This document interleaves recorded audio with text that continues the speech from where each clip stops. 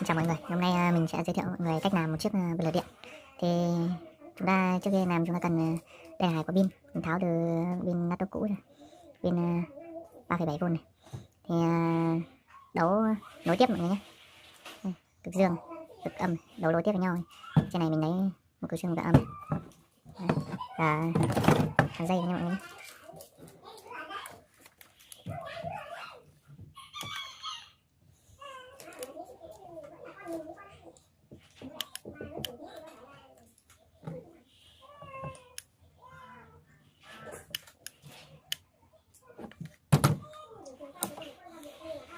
Đây mình hàn lên rồi.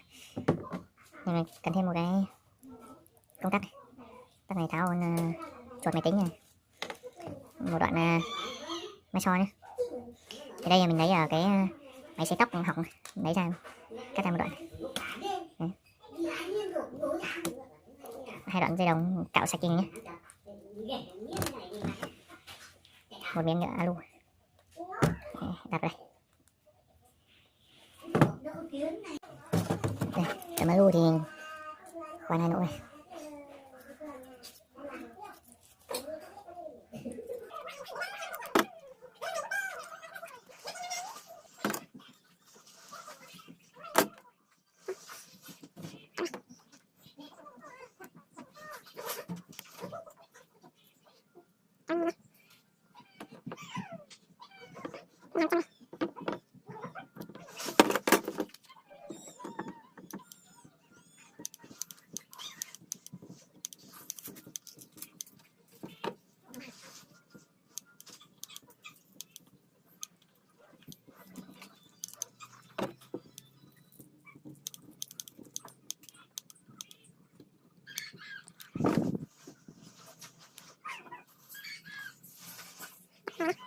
Đây, sau khi hàn xong rồi thì mình đầu hàn nối công tắc này vào nhé.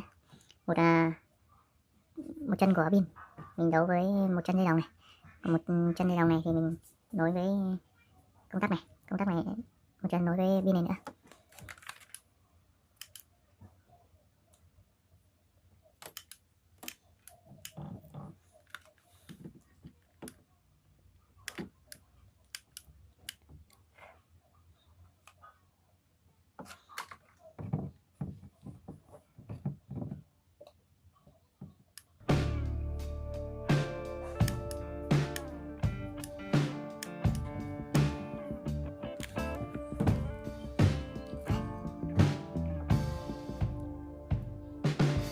Cho đến vào đây nhé.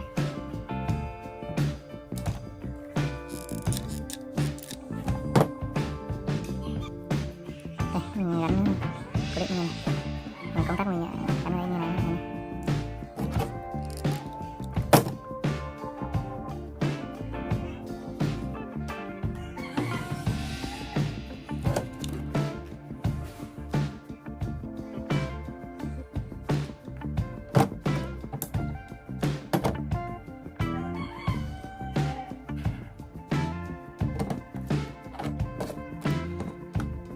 Thì dây máy soi mình sẽ vào đây.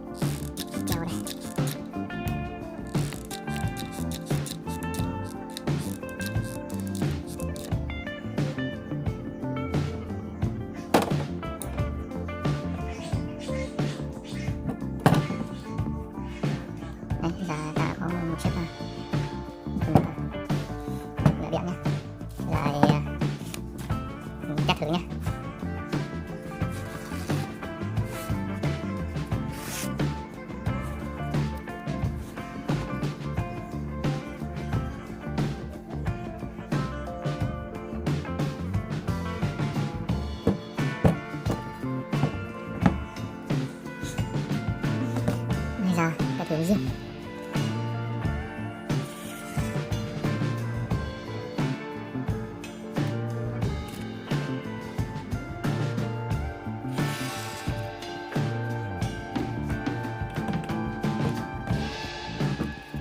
Đấy, hy vọng mọi người xem video thì có thể tạo cho mình được một chiếc bật lửa điện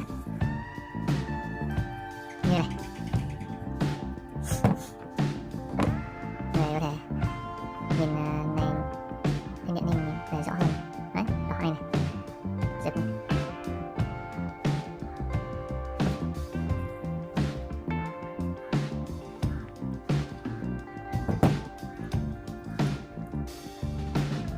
Đấy thì đơn giản này. Nhớ các bạn nhớ là pin là phải đấu lối tiếp nhé. Lối tiếp thì nó mới đủ cái vôn để làm nóng cái xe máy soi này. Đấy. Đây, mọi người có thể nhìn kỹ hơn.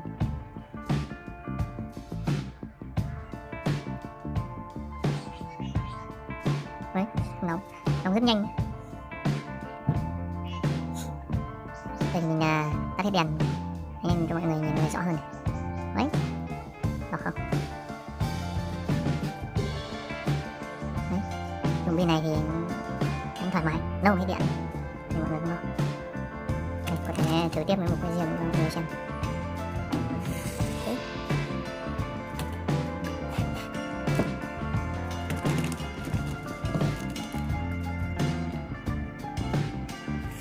Cực khủng luôn.